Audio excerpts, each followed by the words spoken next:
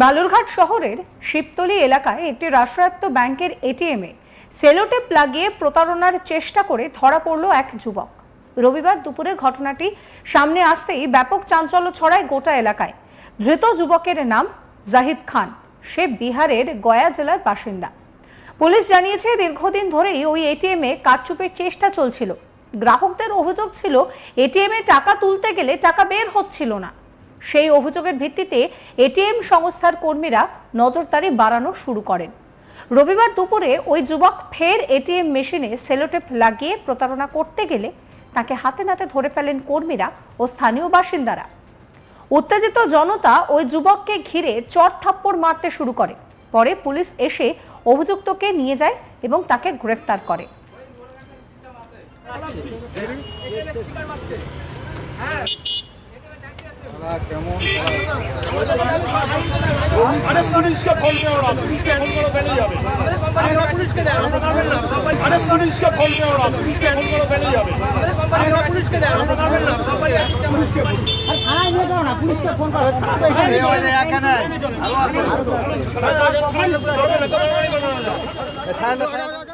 এই মুহূর্তে যে ব্যক্তিকে দেখতে পাচ্ছেন, যেখানে আমরা সার্কেল করে দেখাচ্ছি, এই সেই প্রতারক যে কিন্তু এই প্রতারণার ছক তৈরি করেছিল। এই বিষয়টা সামনে আসতেই স্থানীয় বাসিন্দারা তাকে ধরে ফেলে এবং পুলিশও তৎক্ষণাৎ সেই জায়গায় আসে এবং পুলিশ কিন্তু এই ব্যক্তিকে গ্রেফতার করেছে। এই বিষয়ে স্থানীয় বাসিন্দা সার্বিক দাস বলছে যে অনেক দিন ধরেই এটিএমে টাকা তোলার সমস্যা হচ্ছিল।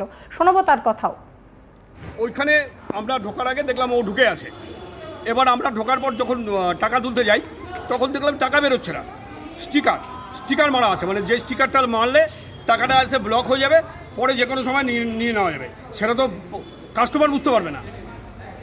আপনি গ্রাহক একজন? আমি একজন গ্রাহক। কী করে বুঝতে পারলেন যে এরকম সমস্যা করে রেখেছে? এরকম সমস্যা এর আগে হয়েছে তো, সেজন্য আমরা সজাগ ছিলাম। তারপরে কি করলেন? তারপরে ওকে ধরলাম, ও পালিয়ে গেছিলো, আমরা দৌড়ে এসে ধরেছিল। কি মনে করছেন, কোথা থেকে এসছে এরা? এ তো বললো যে যা ঠিকানা দিল, একবার বললো রাজা খান নাম, এখন বললো সাইদ খান। ও কোথা থেকে এসছে? বিহার থেকে এসছে। এখানে কোনো পরিচিত ব্যক্তি কেউ রয়েছে ওর সঙ্গে, আর কেউ ছিল ওর সঙ্গে? সেটা বলতে পারবো। আপনারা কোথায় নিয়ে এসছেন ওকে?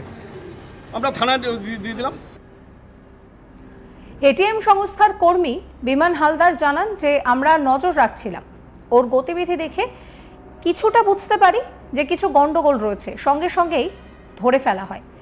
এটিএম সংস্থার কর্মী বিমান হালদার কি বলছেন শুনুন। এটিএমে ফট কেস করছিল, এর আগে করছে, ধরা পড়েনি। আজকে সেটা হচ্ছে ধরলাম আমি হাতে নাতে। কীভাবে ফট কেস করছিল?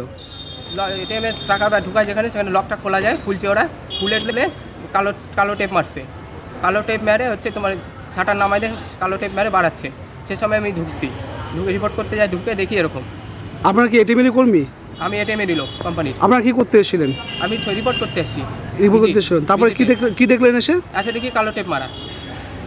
কেন, কি কারণে মেরেছে টেপটা? টাকা হচ্ছে, টাকা 2 নম্বরই করার জন্য। টাকা আটকে যাবে ওখানে, লোকের টাকা হচ্ছে বের করে নিয়ে যাবে পরে। এটা কি মাঝে মাঝে হচ্ছে বালুঘাটে? হচ্ছে ওটাতেই। আপনার কি নজরে ছিলেন নাকি? আমি হচ্ছে নজরে ছিলাম। আজকে আমি টাইমিং ঢুকছি, ধরতে পারছি।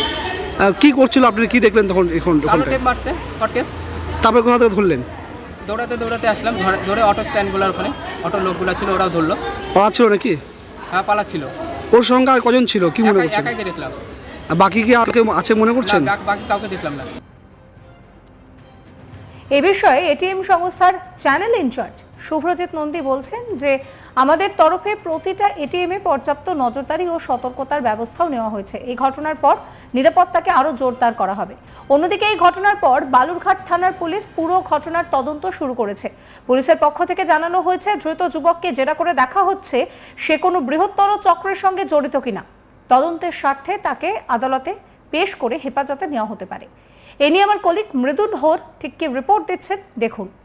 দেখো, এবারে দেখা গেল যে বালুরঘাটে এটিএমে প্রতারণা। এর আগেও আমরা নানান রকম প্রতারণা দেখেছি এবং বিভিন্ন লোক সে তার শিকারও হয়েছে।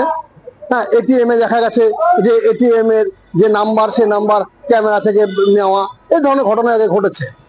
এবারে যদি দেখা গেল যে এটিএম এর ভেতর থেকে টাকা কি করে নেওয়া যায়, এটা নতুন একটা প্রযুক্তি তারা ব্যবহার করেছে। সেলুটেপ এটিএম মেশিনের ভেতরে একটা সেলুটেপ লাগানো হয়েছিল, যে সেলুটেপ লাগানোর ফলে যখন গ্রাহকরা সেখানে গিয়ে এটিএম ক্যাশ করছে এবং তখন দেখা গেল সে টাকা যখন বেরোনোর সময় সে টাকাটা আর বেরোচ্ছে না, কারণ টাকাটা ওই সেলুটেপের ওখানে গিয়ে আটকে যাচ্ছে।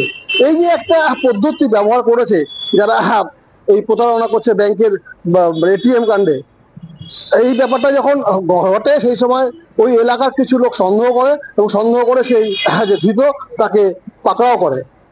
পরবর্তীকালে পুলিশ গিয়ে তাকে গ্রেপ্তার করে এবং যেটা জানা যায় যে ধৃত এই ঘটনা করেছে তার বাড়ি বিহারে, সে বিহার থেকে এসে এই ঘটনাটা ঘটিয়েছে। এমন একটা জায়গায়, এমন একটা এটিএম যেটা একটা পাড়ার মধ্যে, বালুরঘাট শহরের পাশে শিবতলী এলাকা, যেটা একটা পাড়া, যে তুমি জানো যে এখন বিভিন্ন পাড়াতে এবং বিভিন্ন এলাকাতেই এখন এটিএম মেশিন লাগানো হয়েছে। শহরের মাঝখানে যে এটিএম গুলো রয়েছে সেখানে প্রচুর ভিড় থাকে, ফলে এই জায়গাটা কিন্তু ওই যে পেস্টিং করা, যে সেলুটেপ লাগানো, সে লাগানোর ক্ষেত্রে কিন্তু একটু অসুবিধা হতে পারতো। ঠিক সেই জন্য তারা বেছে নিয়েছে একটা পাড়ার মধ্যে, যে পাড়াতে এটিএম এ লোকজন কম যায় এবং বিশেষ করে রাত্রিতে সেই জায়গাগুলো নিশুতি থাকে, তো সেই জায়গাতেই বেছে নিয়ে ধৃত সেখানে গিয়ে সেই এটিএম এর যে বক্স, সেই বক্সটা খুলে নিয়ে সেখানে যে বক্সটা খোলা যায়, ওদের প্রযুক্তিতে খুলেছে, সে খুলে সেখানে সেলুটেপ লাগিয়েছে। যখন গ্রাহকরা সেখানে গিয়ে এটিএম ক্যাশ করবে এবং সেই এটিএম ক্যাশ করার সময় টাকাটা যখন বেরোবে, সে টাকাটা তখন বেরোবে না। ফলে যা বুঝতেই পারছো যে সে চলে যাবে, সে ভাববে যে টেকনিক্যাল কোনো ফল্ট হয়েছে এবং সে টাকাটা নিতে পারলো না। কিন্তু কিছুক্ষণ বাদে সেই যে প্রতারক, সে কিন্তু পাশেই দাঁড়িয়েছিল, সে কিছুক্ষণ বাদে সেখানে গিয়ে ঢুকে টাকাটা বের করে নেবে। এটাই ছিল তার পদ্ধতি এবং সেভাবে সে কাজ চালিয়ে যাচ্ছিল। যেহেতু সে বাইরে দাঁড়িয়েছিল, এটা অনেকের নজরে এসেছিল, নজরে আসার সঙ্গে সঙ্গে কিন্তু তারা গিয়ে ধরে এবং পরবর্তীকালে এটিএম যারা রক্ষণাবেক্ষণ করে, তাদের লোকও সেখানে চলে এসে পুরো ব্যাপারটা বুঝতে পারে এবং পুলিশকে খবর দেওয়া হলে বালুরঘাট থানার পুলিশ তাকে অ্যারেস্ট করে তাকে কোর্টে তোলা হয়েছে। এবার যেটা বিষয় যে বালুরঘাটের মতন একটা জায়গা, যে জায়গা একটা ছোট্ট শহর, যে শহরে ব্যস্ততাও কম, সেই জায়গাগুলো কিন্তু এই প্রতারক বেছে নিয়েছে। এটা কিন্তু তুমি দেখবে যে গ্রামাঞ্চল, সেই গ্রামাঞ্চলগুলোই কিন্তু এরা বেছে নেয়। এটা শহর অঞ্চলের ক্ষেত্রে কিন্তু অসুবিধা আছে, কারণ শহর অঞ্চলের এটিএম গুলো সবসময় যেন ব্যস্ত থাকে, কিন্তু গ্রাম অঞ্চলের এটিএম গুলো অতটা ব্যস্ত থাকে না এবং বিশেষ করে এটা একটু পাড়ার দিকে ছিল, সেই জন্য কিন্তু এখানে ব্যস্ততাটা কম ছিল। এই জায়গাগুলো বেছে নিয়ে কিন্তু এই যে প্রতারক তারা এই কাজগুলো চালিয়ে যাচ্ছে। এবার দেখার যে পুলিশ যাকে অ্যারেস্ট করলো, তাকে ধরে তাকে রিমান্ডে নিয়ে তাদের যে লিঙ্কম্যান তাদেরকে খুঁজে বের করতে পারে কিনা, সেটাই দেখার।